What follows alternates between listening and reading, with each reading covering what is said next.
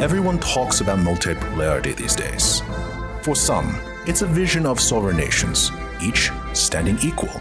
For others, it's about cutting America down to size, handing power to other great powers.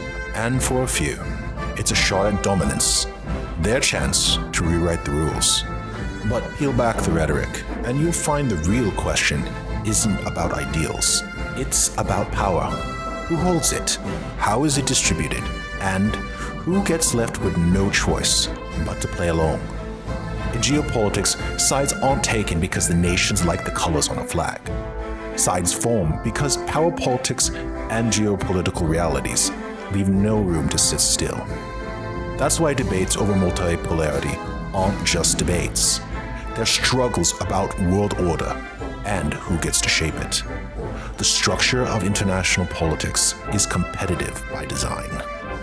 So, what is polarity? Polarity shows how power and influence are divided in the world. It tells you how many great powers there are and how they shape the system.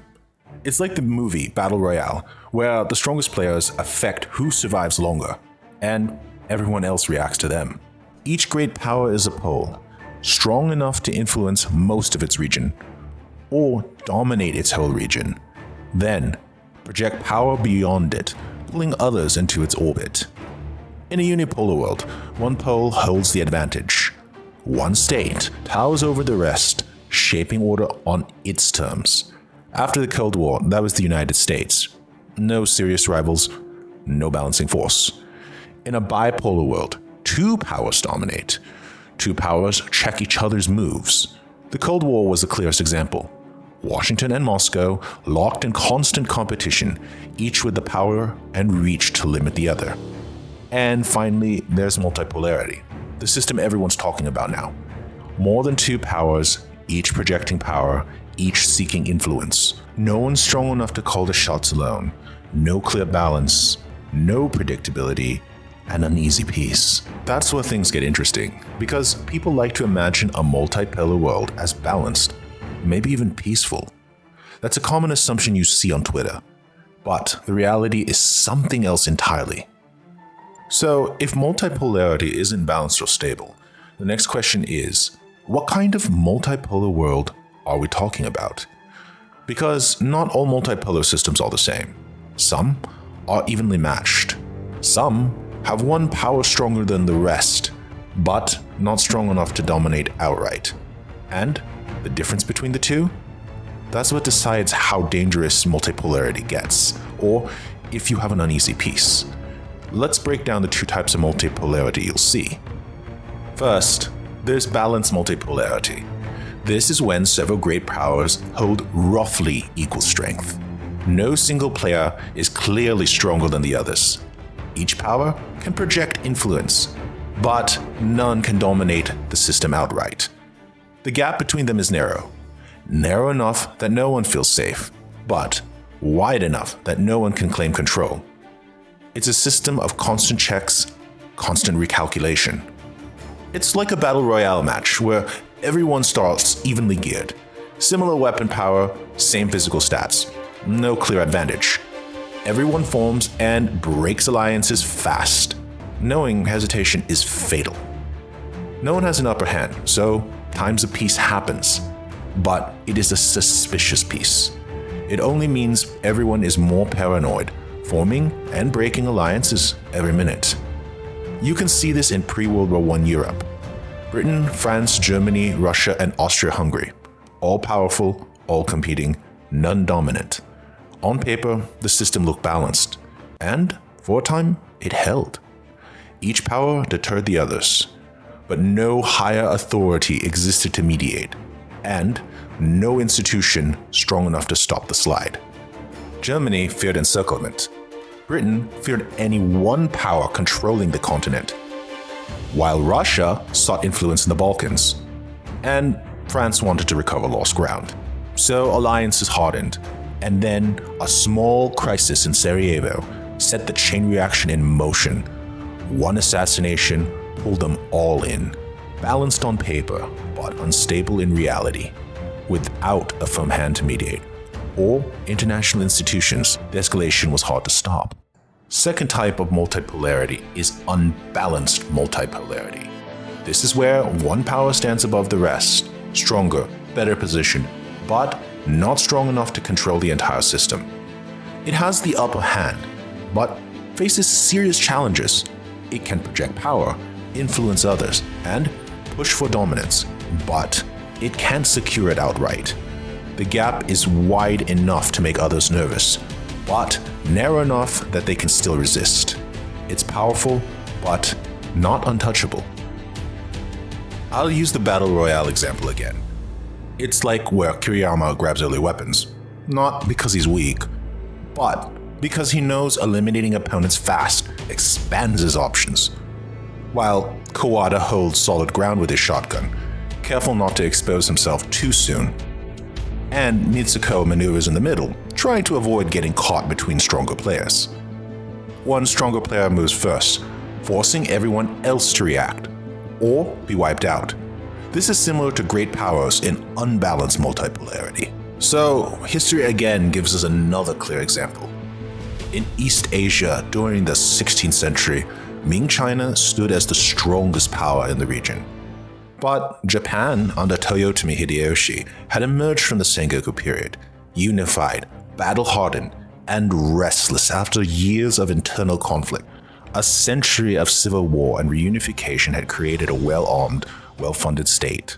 A state armed with the latest European military technology, and eager to project its strength outwards. So Korea, the Ryukyuan Kingdom, and others were caught in between, forced to navigate between these competing giants. And this got complicated quick. When Japan launched invasions into Korea to gain resources and a foothold to invade China, it forced Ming China to step in and defend its interest, to intervene. The balance unraveled quickly, and the conflict escalated into full-scale regional war. I'd like to emphasize that doesn't mean multipolarity leads to constant war. Tensions do rise. Rivalries do sharpen. But wars don't break out every time. Pre-World War I Europe was full of competing ambitions. But during that time, science advanced, industries grew, and new technologies reshaped societies. After the Imjin War, Joseon maintained an uneasy peace with Japan. Cautious, watchful, but stable enough for cultural and technological progress to continue.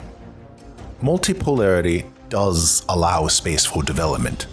It may even progress faster, but it's not peace built on trust. It's a peace built on calculation, with no clear mediator holding the system together, like in a bipolar or unipolar world. That's the nature of multipolarity. Peace holds not because everyone trusts, but because no state sees clear advantage in breaking it. The moment that calculation shifts, so does the stability. So the question now is simple. How does this affect us? We're not in a multipolar world yet, or certain it will be. Bipolarity is possible.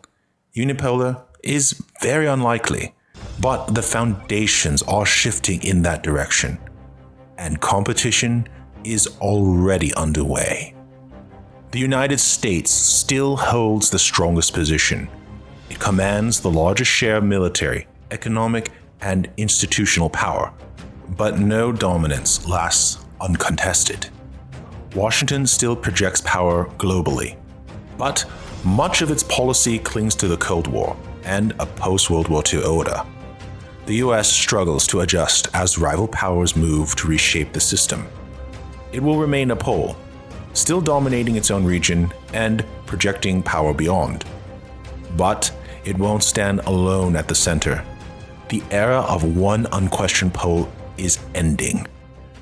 Multipolarity will accelerate as the US resists accepting a world no longer defined by its rules-based world order alone.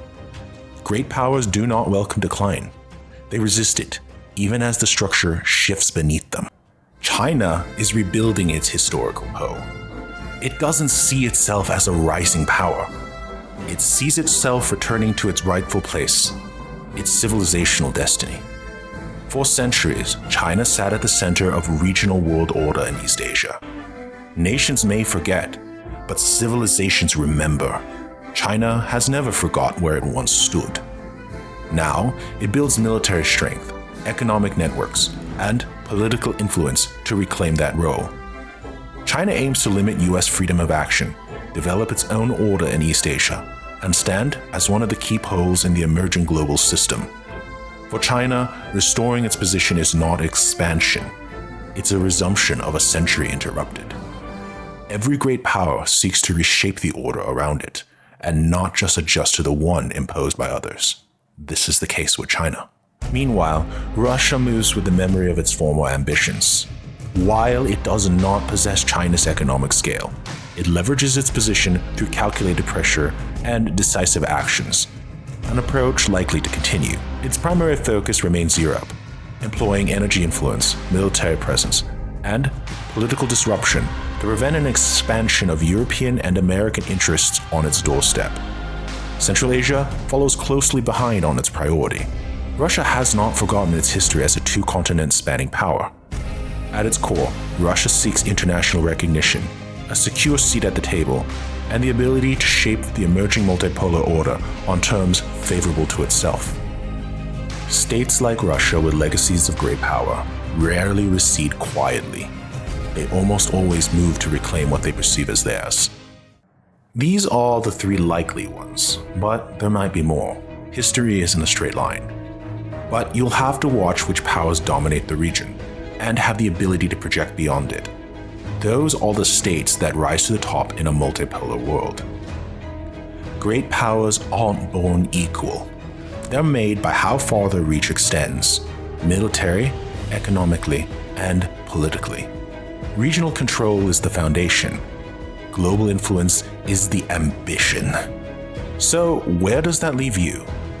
Multipolarity isn't a theory confined to just policymakers. It's the reality shaping the world you live in.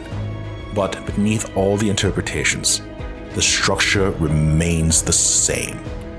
Who holds power, who projects it, and who adapts to its shifts. There's no cause for panic. History has seen the rise and fall of great powers before. Past generations navigated such transitions, and so will you. But uncertainty carries both risk and opportunity. The question is not who speaks of peace. It is who recognizes the shifts and bounds early enough to act. Thanks for watching. If you enjoyed this, you can find more of my thoughts over on Substack. And I'm also active on X. I'll see you there.